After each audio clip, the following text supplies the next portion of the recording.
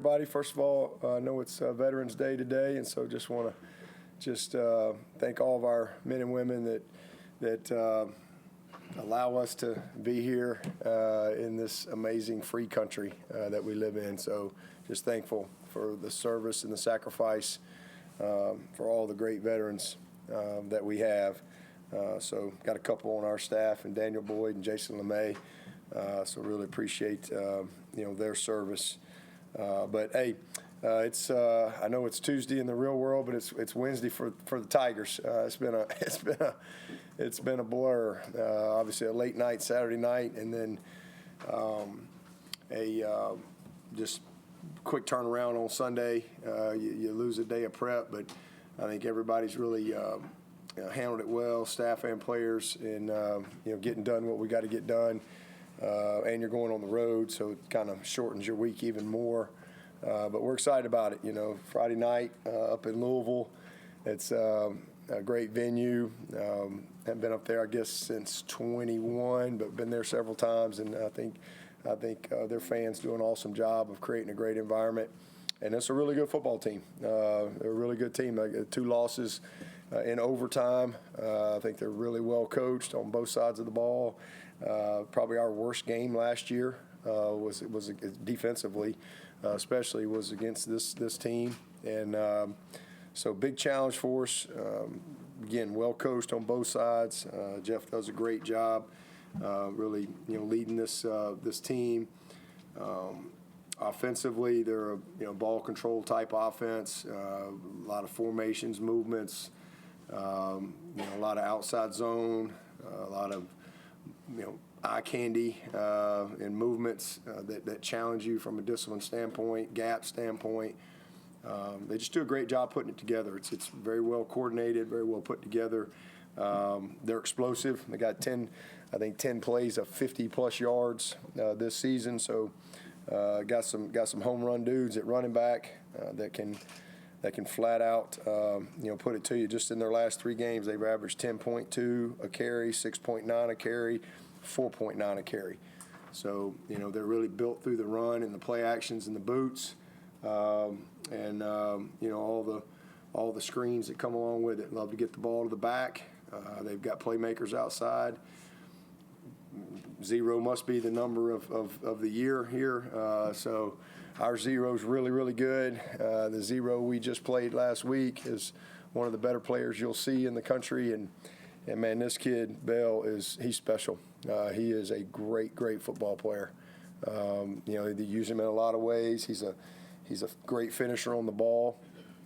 Great just collision balance and body control. They get it to him a lot of different ways. 5's a really good player. 2, 3. They've always done a good job with their tight ends and how they incorporate them into the play action game. So those guys, Jeff does a great job of getting them the ball. One of the better offensive lines that we've played. They play well together. They communicate. I mean, it's, again, just a good football team. Every facet. And then over on the defensive side, they're one of the best defenses in the country. Very aggressive. Physical up front.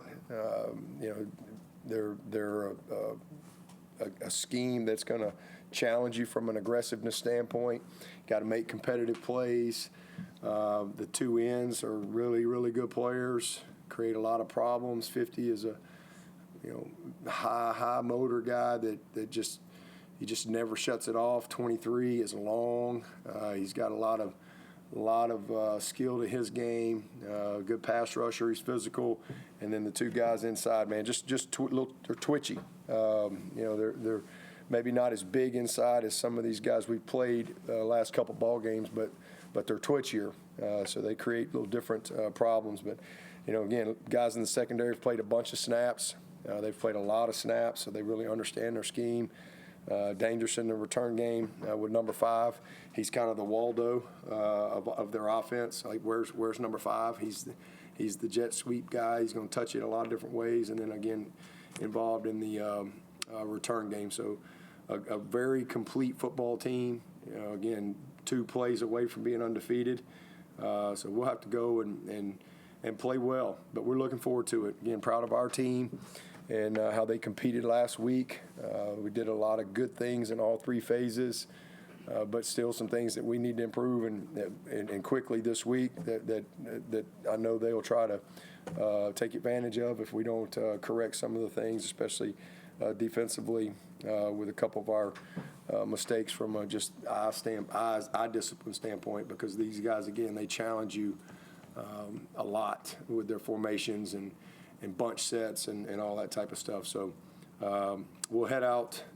Again, today's a Wednesday practice for us, so we'll head out on Thursday in the real world here. So coming quick, and should be a great night. I think it's going to be a beautiful night up in Louisville, and I know we'll have a good crowd show up too that'll travel, and some of the people that live in that region that'll hopefully be able to be there to see the Tigers too. And with that, I'll take questions. Oh, and we are sponsored by Dasani and Coca-Cola, who I think owns both. Is that true? We're going to make up for that. All right. Thank you to our friends at Coca-Cola. Thank you to our friends at Coca-Cola. You mentioned eye discipline, stuff like that. Just the coverage bus from Duke game to Florida State. Where do you feel like that got better, and where do you need? Just communication. They were better. And I just, we changed a couple things on just how we were meeting and stuff, and I think that helped them a little bit. But I was very impressed with how they communicated all throughout the game. You could just kind of sense it. They just they're playing with more confidence. But and it's not just the secondary; it's the backers. I mean, we've got to just not get caught up in, like the 4th and 2, for example. That's not a hard play. But sometimes you can get so caught up in the situation of it's 4th and 2, and you're like, well, they're not going to throw it, and there goes your guy, So you have to just truly being disciplined with your process. There's a process every play, and the process shouldn't change. It doesn't matter if you're a linebacker, a receiver, a corner, a quarterback. There's a process every single play. That's one of the things we try to teach these guys is. The process doesn't change. It doesn't speed up. If you just stick to it, then it slows the game down for you, whether it's 4th and 2 or it's, overtime or it's the first quarter. It doesn't change. And sometimes, you can get you can let the situation change your process, and you can go from, A to E without, B, C, and D. And that's where mistakes happen. So I think that's where we just got to truly just trust our eyes, trust the process that you've been taught, and because again, I thought defensively, it was one of our better games. I mean, when 11 guys on the same page, man, they were relentless. I mean, they really affected the quarterback, and they had us on one. There was one call, I would say, they just had a. We were in a call, but then there was a couple other times where we just either didn't communicate well, or our eyes we weren't on the right thing, and sometimes we overplayed some things. Whether it was a 3-deep guy and they got a double post with a wheel, that puts a lot of strain on you. So just some discipline, and again, just being committed to A, B, C, D, E. Like don't change, and that's at every single position. Every position. And if you just stick to that, it creates consistency. And then you don't get sped up when some critical down comes. It's the same. Is this Collin Sadler? He dressed, but he didn't play. Yeah, he was available. Okay. Yeah, he was available, and if needed. And just we were able to hold him.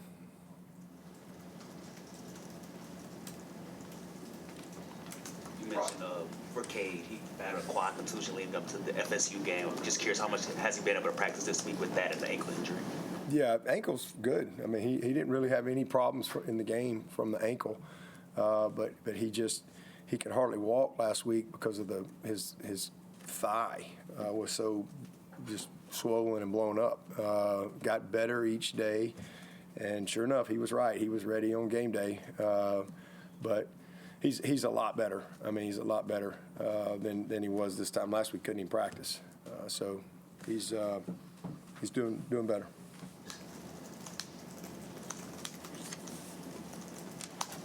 talked about the promotion of Dennis Love to the head strength job. I guess was that basically completely decided in the summer? Or Oh yeah, we didn't have a choice. It was either that or he's going to be the strength coach for the Vikings right then. So we that was a easy decision, and knew eventually that might happen, but wasn't exactly sure. With Joey, and then Joey decided that this was going to be it. And again, Joey, as y'all know, has had to battle some health things, and then the Vikings thing came along, and he interviewed for the job and was offered the job, and it was it's really unbelievable. It's really unprecedented. There's only 32 of those jobs, but for him to stay here, and so we had to kind of work that out in the summer. But he's excited, and we're all excited. This has been a dream job for him, and he's been around multiple places, NFL, different schools, but he's one of the most respected guys out. That's why he had the opportunity to go be one of 32 NFL guys. It's who he is, his reputation. Guys come from all over to train with him. He's had that.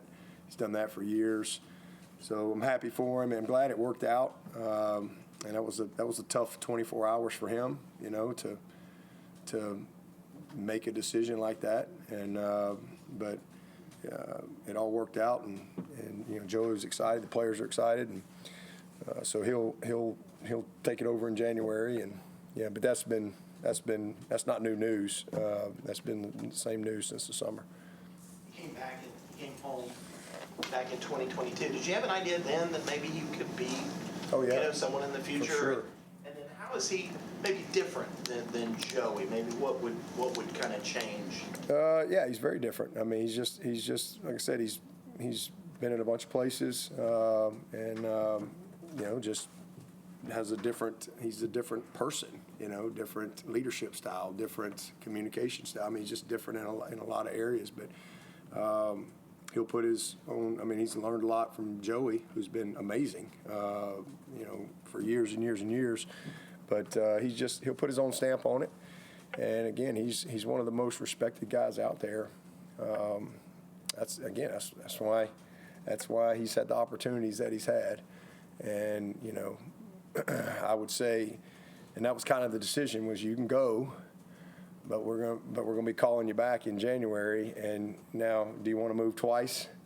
And so there was a lot of conversation. And listen, honestly, if it wasn't for Graham, he Graham had to, obviously. I mean, couldn't just be, a wink and a nod. Like, it had to be a lot of conversation with, for him to have enough comfort to stay, because that's such a huge opportunity. But this is where he wanted to be. This is what he's always wanted to do, and he's trained for it forever. He's incredibly smart, very detailed, and again, just knows the kids. They love him, and again, I mean, just has great relationships, and he has great resources all across the country that I think will be a lot of fun to see him implement here at Clemson.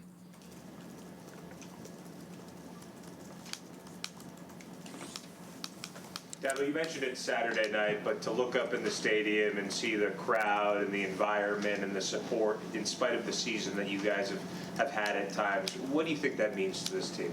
I mean, that's Clemson, and that's who they are, and it was awesome. I mean, just you could see it, you could feel it on the bus coming around. You could just feel the juice from the crowd, and it hasn't been the season that we wanted or worked for or expected, but I mean, that's Clemson. They show up, always have. I mean, this ain't the first disappointing season around here. It's the first one in a long time.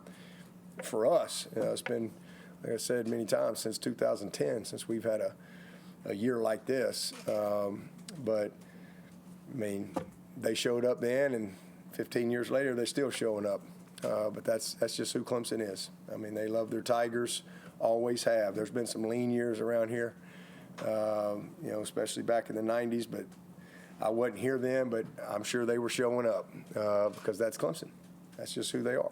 They support the Tigers, and it means a lot to the players, to be able to have a venue like we have to play in. And so that was a great night in the Valley. Got one more. Have you had any conversations with Clay since his 2-point conversion? And I got to ask if Kath knew that was coming and what her reaction was. No, she had no idea. She was mad. She's like, how come I didn't know he was? I said, well, I mean, she's on a need-to-know basis.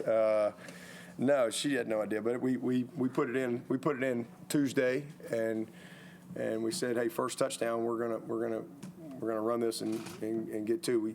It really should have been just an absolute walk, but we had, Cuddy kind of came off the double team. One guy came outside, so Cuddy takes him. The linebacker stayed inside. Blake comes off it. So we got to work on our double team technique a little bit, but should have just been a walk. But a good job, we got it in there and just by enough, and it was a good momentum play. It was just something that we had on tape, and we're like, well, why not go up 2 scores? Because I mean that's what it is. Because you got to score, and now you got to go you got to go run another play for a 2-point. So it was a good momentum play for us, kind of set the tone, and then later on being up 15-0, now it's the 3 scores, and so just well executed, especially by Walker Parks and Dietrich Pennington. They did a great job, and good play. Another big night for Gideon. Just what do you continue to see out of him in an expanded role? Confidence. Yeah, just confidence, and just really, game is slowing down for him. He's doing a good job with his protections. He's, he's confident in the passing game. They did a nice job on the screen, just his timing of it, just the little nuances that come with being a complete player and really being able to understand the totality of what we're asking them to do at that position. Footwork, ball handling, understanding the schemes. He's got really natural vision. He's a powerful kid. He can get low to the ground. I mean, he had one run that, it looked like we were going to get 4, and he got about 8 because he's got really good, balance and really explosive lower body power. You study Louisville every year, pretty much defensively. Do you feel like they're playing a little more coverage, a little less pressure this year? They're just not giving up a lot of explosives relative to previous years. No, they're just playing really good. I mean, again, the secondary guys have played a lot of snaps. It's basically 4 down. A lot of 1 high safety, whether it's cover 1 or what I call cover 10, 1 hole, or some type. They are mixing in some zone concepts, but I mean they're really good defense. They get after you up front, and they can create some havoc, especially with those edge guys. But they're a ball control offense too. I think it all goes together. They kind of just the style of play. They don't make a lot of busts, not a lot of busts. Again, you can just, that's why they're, what are they, like top 15 or something like that in the country. They've done a nice job, really good. So we got to play well. We got to execute with precision against these guys. Are you preparing for multiple quarterbacks? I don't know. Jeff Brom is not explicitly committed to Moss as the starter as of yesterday. I mean, they're not going to change their offense. They're going to do what they do. So we're just preparing for schematically who they are. They're very committed to run. It don't matter who's back there, they're going to run that ball. You better stop the run. Somebody's handing that ball off. You better stop the run, especially when it comes to the stretch and getting cut backside, getting cut in half, and guys gashing you on the cutback. So that ain't going to change. And so that's where it starts. And they ran through us. I mean, it was embarrassing to watch last year. If they get their running game going, how hard does that make it on your linebackers, sort of getting sucked into the play action? Linebackers and the safeties, all your run fitters. I mean, it's a challenge. That's why you've got to be able to minimize that. If they get a lot of comfort in the run game and they can play on schedule and be in those 3rd and 3 and 4s, you got a lot of it on your plate. So it's just what they do. So we got to have a great plan. We do, and we got to go execute it. But it starts, again, point of attack, being disruptive, understanding, what your problems are and how to attack them. A lot of conflict, and not just with it's just conflict on how they move, how they formation, how they motion, and create some challenges there with your eye discipline. So they do a good job with it. I mean, they really do. A lot of play action, a lot of max pro where they're not releasing a lot of guys, so it looks really, really run, and then here's a shot, coming in behind it, creating space because your backers are downhill, and so you're creating some space. So again, we got to do a good job coverage-wise, and then I think the other thing too, you got to do a great job of changing things up, because he's got a great feel for his offense. He's got a great feel for if this, then that. So you got to do a good job of not just giving him this. You got to have some multiple ways to defend them. Is David Eziomume? We haven't seen him as much. Obviously, seeing Randall and Gideon is just rotation-wise, not enough snaps or the things that David has to do to something. Just not enough snaps. I mean, it's just where we are. I mean, we'd like to get them all in there. I'd like to play them all, but we got to have. It's got to work out that way. But Gid is where he's at, and those two guys have gotten the majority of the snaps and got a good little rotation. But it's not anything against David. He's going. I think he's a great player and going to have a lot of great days ahead. But he's a redshirt freshman, and it's just where we are right now. Vic Burley popped up on the ACC availability report. It was probable, I guess. Did he get injured in practice, or was that kind of? What was that for him? He's all right. He's okay. You and Garrett talked for a good while about wanting to get Gideon more involved. Just given the last two games, how good he's looked. I guess what changed to really make that happen to get him in the game more consistently? And do you wish? Yeah, just committing to. Well, first of all, he's got to earn it.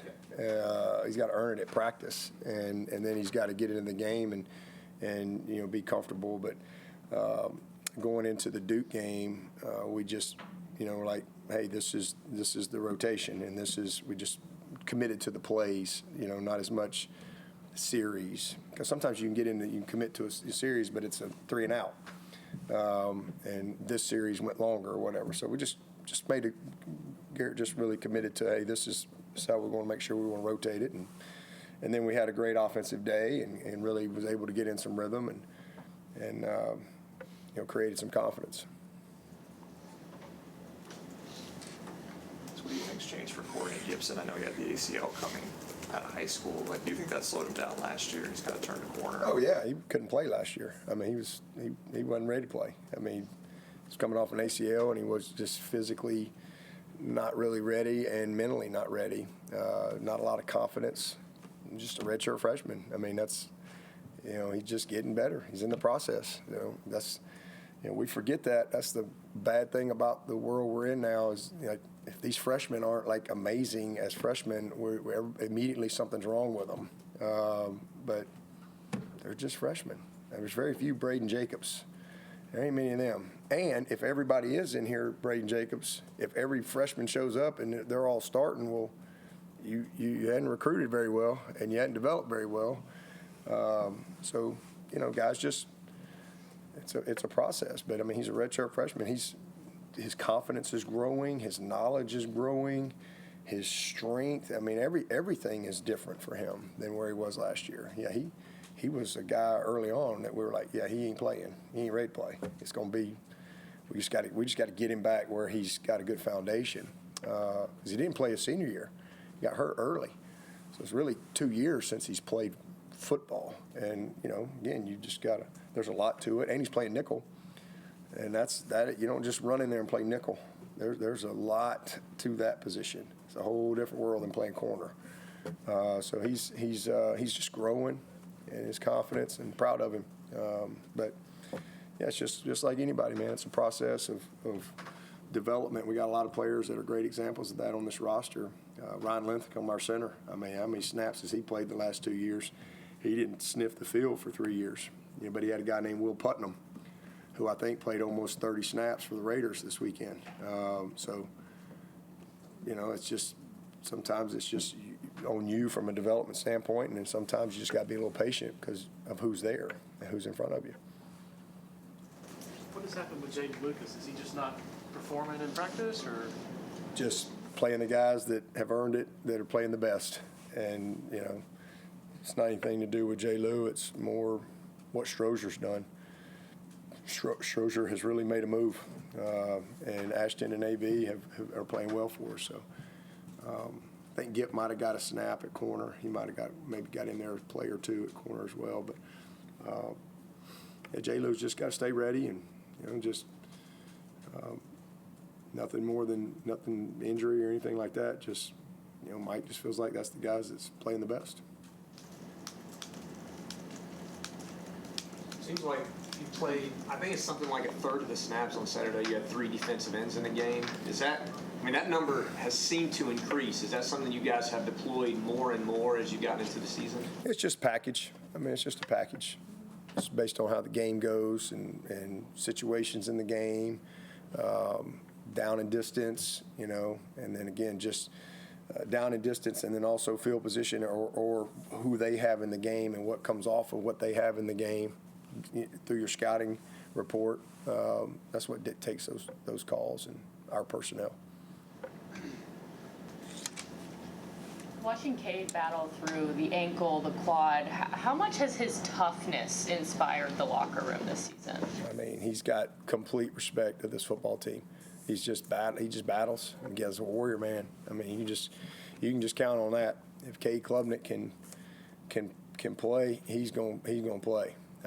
There's a lot of guys that wouldn't be playing, especially guys that know they're going to be going on to the NFL or whatever.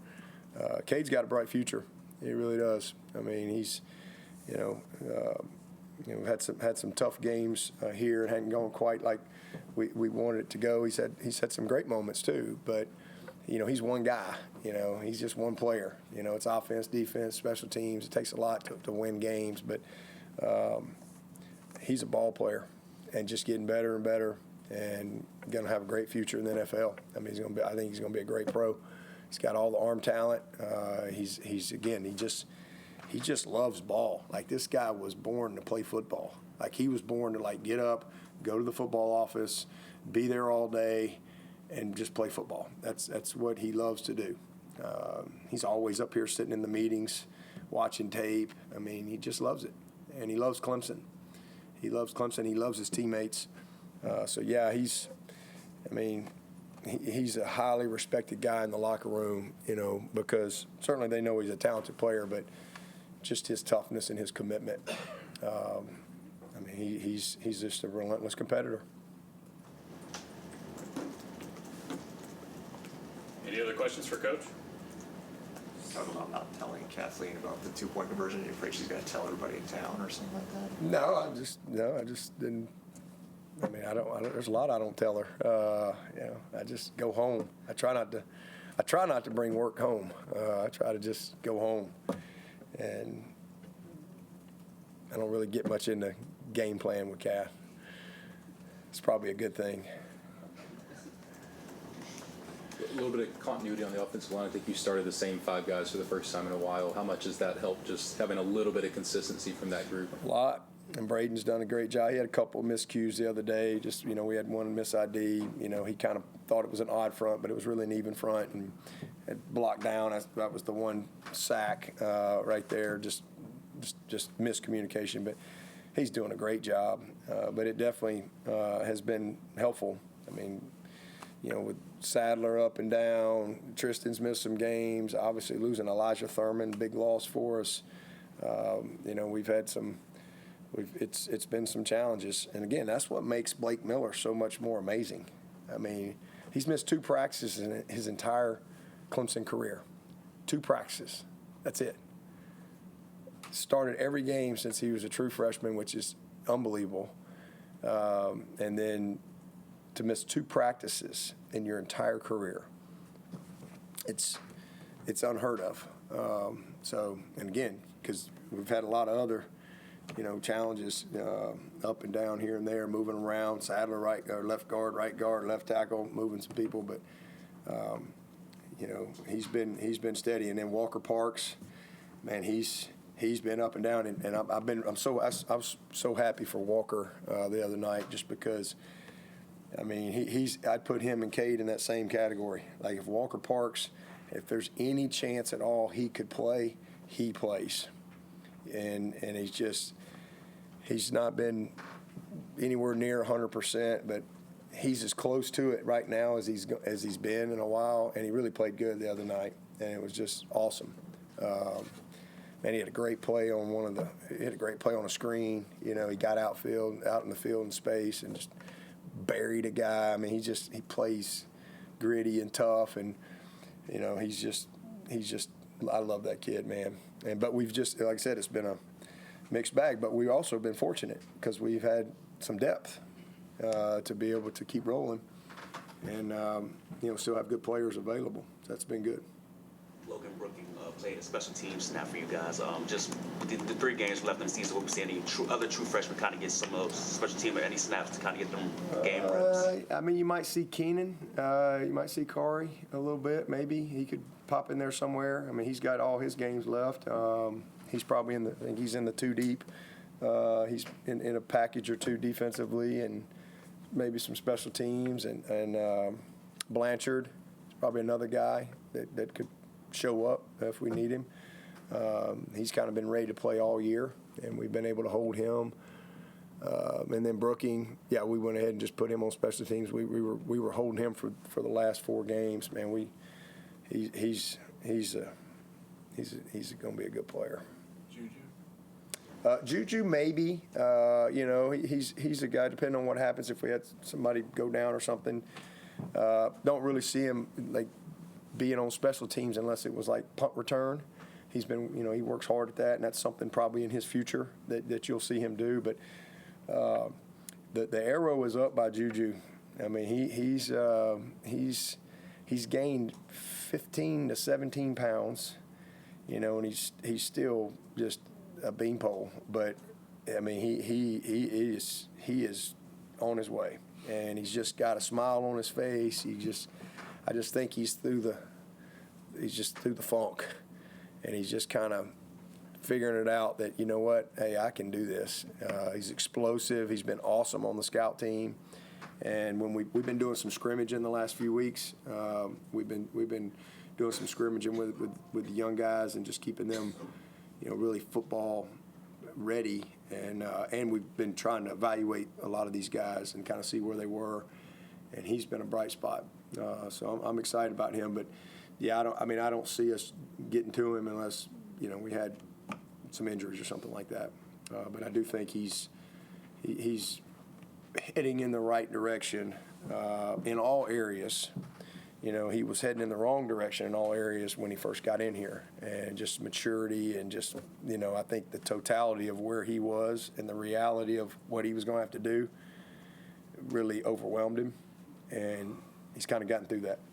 So I'm proud of him. Power Hour's been great. He's bought into it, and he's bought into the nutrition, everything that he's got to do to accentuate his gifts, because he's gifted. I mean, he's a really gifted kid, and he's tough. He's tough. He is a tough-minded guy. So I'm excited about his future. Still have a shot at bowl eligibility, and the talk has been in the past. It's always important because you get those extra practices. Yeah. In today's world, when you've got all this transfer portal stuff and people moving around and talk about the playoff and how that's the only thing people care about, does it still, in your mind, have that weight of, man, yes, I still would love to have those extra, times to see these kids?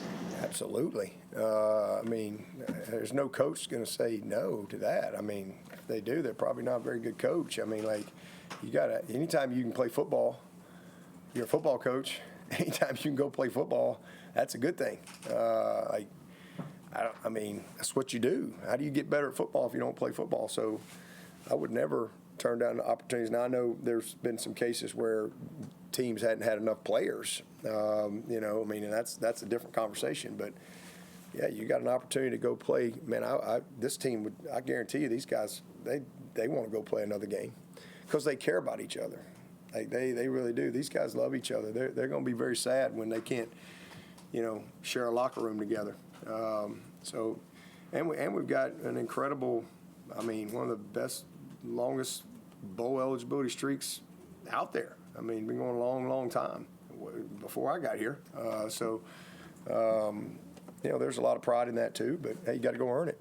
And we got 3 more games, and we got to find a way to get it done.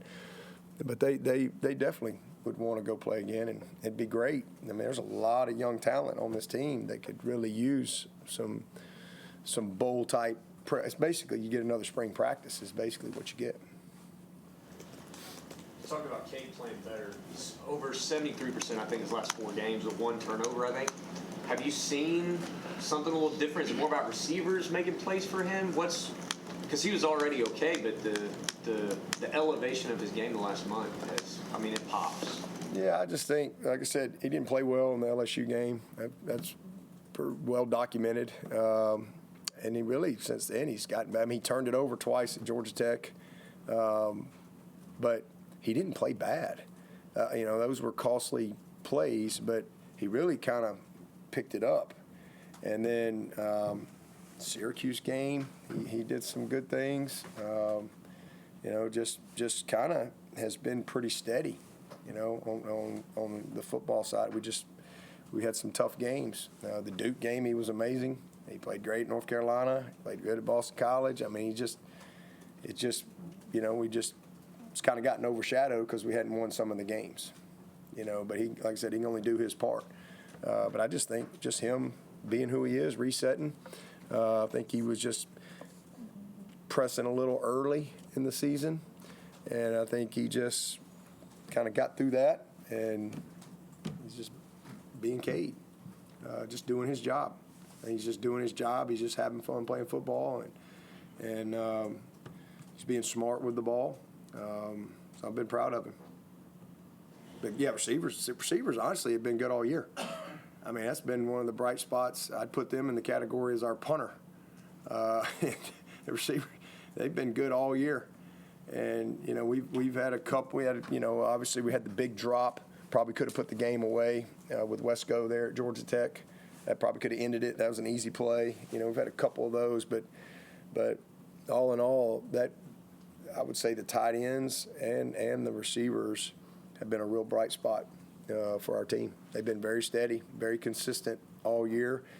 And, you know, so I'd say the same thing about, you know, Adam Randall. Well, hello there. I got a question in the back. Oh, boy. Who would you say is the best holder you've had this last decade? Oh, boy. Well, I don't know, but they all have had a great mom. That's what I would say. That's a tough question. They've all been great. Seth Ryan, yeah. Seth Ryan was amazing. He was amazing. He's now the receivers coach for the Lions. Seth is great. Anyway, I don't even remember what we were talking about. I was just talking about, you were asking about Cade receivers. Yeah, I think the receivers have been pretty steady all year. Moment here or there, but they've been a bright spot. Tight end's been a bright spot, very consistent. I think Adam's been he's really helped himself. He's had a good year, man. He's done some good stuff. And now, obviously, Gid coming along. I feel good about that room. Take one more for Coach if anybody has one. Cade moving around is obviously a big part of y'all's offense. With the ankle, the quad contusion, how do you feel like his slightly limited mobility has changed stuff, and how could that change stuff? Yeah, I mean, he's still doing okay. You know, I mean, we just are hanging in there. I mean, he had the one play. I mean, he got out of the pocket a couple good times, and I mean, he obviously ran for a touchdown on a pass call, and he just recognized the coverage, and it opened up, and he walked it in. But he got out on the left side. That he tried. He actually had Bentoncourt, but he didn't. You know, if he hits him, fine. But I really wish he'd have just kind of kept running right there. He probably would have gone a good ways, but he's getting better. I mean, he can do what he needs to do. There's not many people 100% this time of year, but he can still do it. Appreciate your time, Coach. Okay.